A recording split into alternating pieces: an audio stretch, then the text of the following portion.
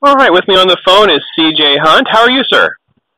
I'm good this morning. How are you, Brandon? Oh, it's fantastic. I want to talk to C.J. about the project that he's working on called the Perfect Human Diet. And some of our listeners and readers may not be real familiar with that. So let's start from the beginning and give folks kind of an overview on this and kind of how your journey started. Sure. I mean, the Perfect Human Diet is an investigative documentary that I produced and wrote it took about 10 years to get the project finished, but it's out now on video on demand and DVD.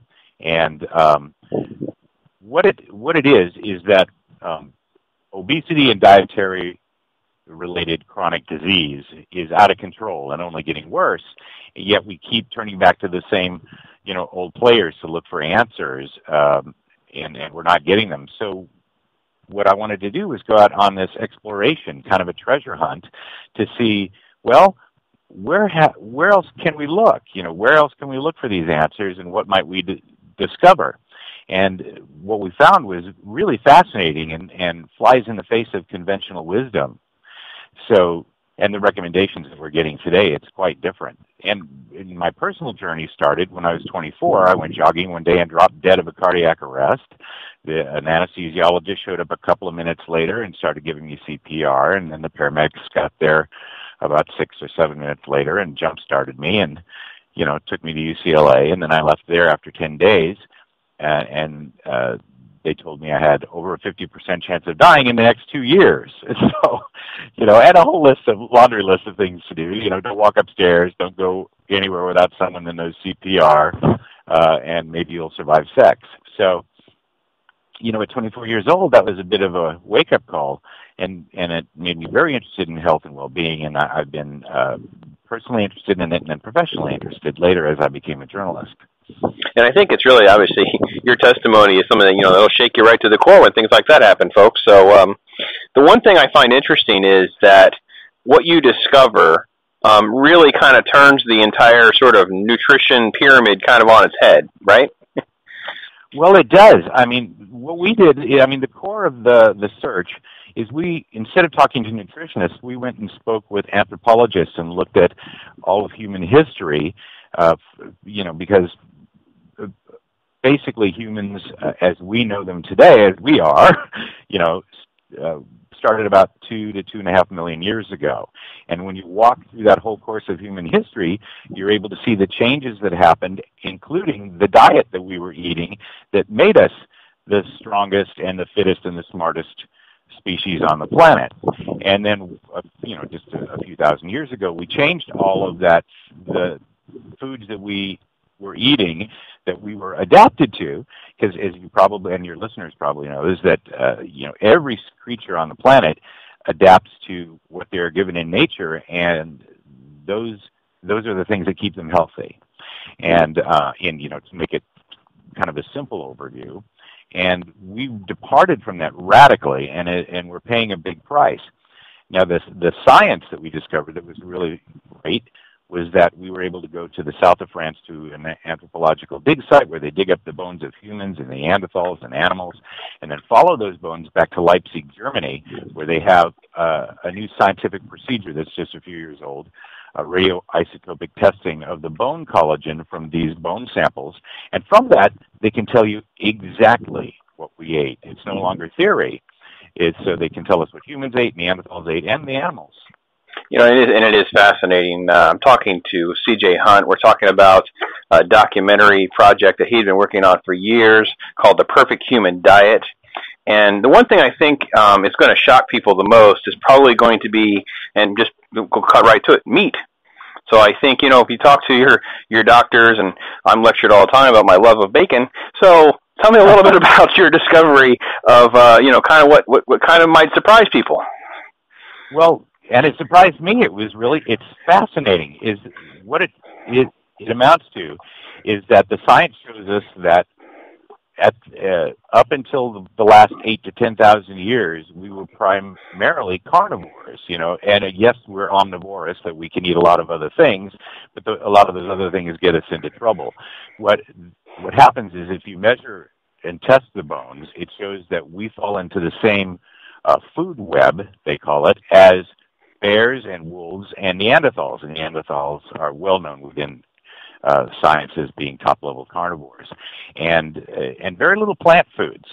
And you also showed that all the little animals that were herbivores, you could tell that their food sources, their protein sources, were from plants. But the really interesting thing that backs this up in a way that's kind of eye-opening is that same science can show us what happened when our species started to decline.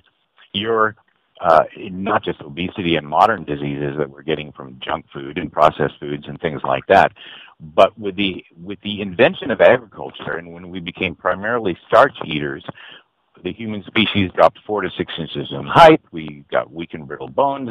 Now when you dig up the bones, there's rotting around the orbits of the eyes. There's dental cavities show up for the first time in the anthropological record, and these things were virtually absent before we replaced healthy meat and animal proteins and fats with starch-based diet. So when you apply this discovery to, let's say, a nutritionist, how do they advise, or what do they respond to that? Because this is very contradictory to a lot of. Obviously you have Atkins diets and things that are more protein driven, but even then, you're warned against staying off of red meat. So when we start to study history, we start to look at behavioral changes that may correspond to what you discovered. And again, as a journalist, you're trying to objectively just take facts and say, here's the facts, folks. And nutritionists may not like this. How are they responding to some of that? Well, you're right. Some don't. It's Barry Sears who wrote The Zone. I don't know if you're familiar with that. It says in our film that these different nutritional philosophies, they're like religion and politics. It's a very emotional subject matter area, and a lot of folks basically say, don't bother me with the facts, because in my heart I know what's right. So, and that's a problem. Yet at the same time, there's other science that supports these discoveries, and there's a lot of registered dietitians and physicians that are changing over to these what are called evolutionary health principles, or based on the way we ate before agriculture, our species ate before agriculture, and they're having wonderful success. Even Dr. Oz a couple of weeks ago was interviewing a doctor about Alzheimer, and agreed with him that they're finally starting to learn that fats and protein are back, that they're critical to brain function, and of course they're the reason that we have the brains that we have, that we're smart enough to fuss about it. Yes. Yep. So you're right. It's a game changer, and a lot of people, whenever you bring in new information, it shakes people up. Let's look at another area here, which I'm fascinated by, of what you discovered when it comes to some of the. I think there is some controversy in certain pockets of people, but it really doesn't get explored too much.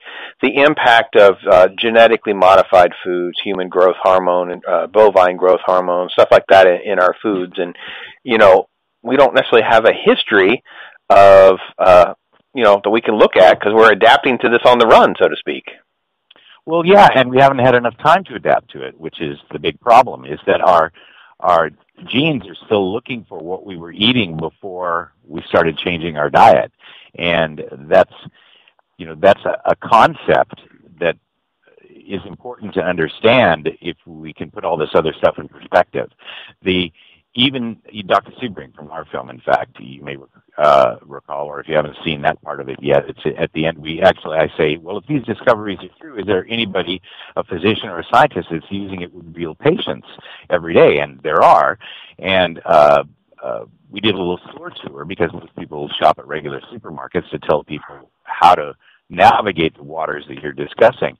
But the ideal is, if for people who can afford it, for people who have access, or want to go to the trouble, the best thing to do is to eat animals of all kinds. Then that's chicken or fish or beef or lamb or veal or turkey, any of the things that we're used to, but from animals that were eating the diet they were supposed to eat.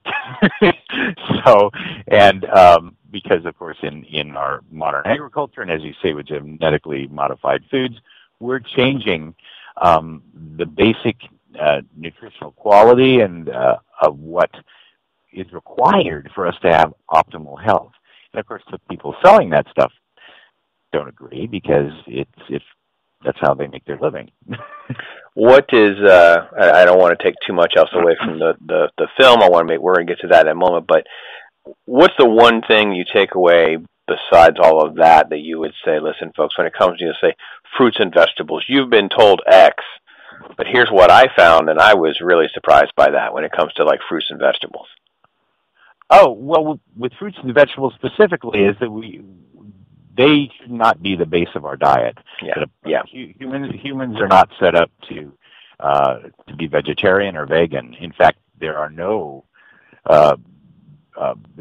populations anywhere in human history that have been totally vegetarian, and it's a new experiment. People that are doing it now, and I did it for 5 years because I was curious, for health purposes, just as well when I was younger, and I had that, heart cardiac arrest.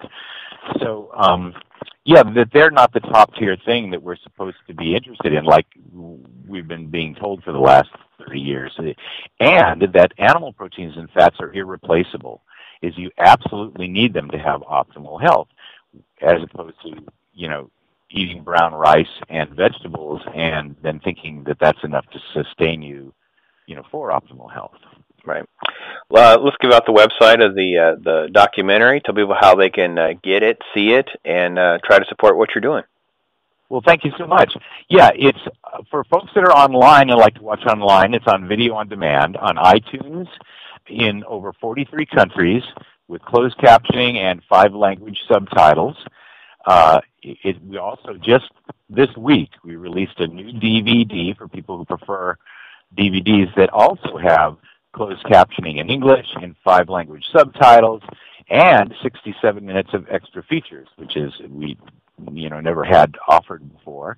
And so you can go to our website, which is perfecthumandiet.com, and we have links there to tell you, to help you get to the places where they're sold. Amazon is where the DVDs are, and there's many different platforms like Google Play or Xbox, or now on Vimeo has a play on demand, video on demand element to their site. So it's widely available. And if you have I'm sorry. Well, I was going to say, and if you have questions, if you're trying to download it or try to get access to it, folks, and you have a problem, there is a contact there, so you can contact them. You can get information on what you may be doing wrong, or how to get a copy, or how to get the format that you want, that you're used to using.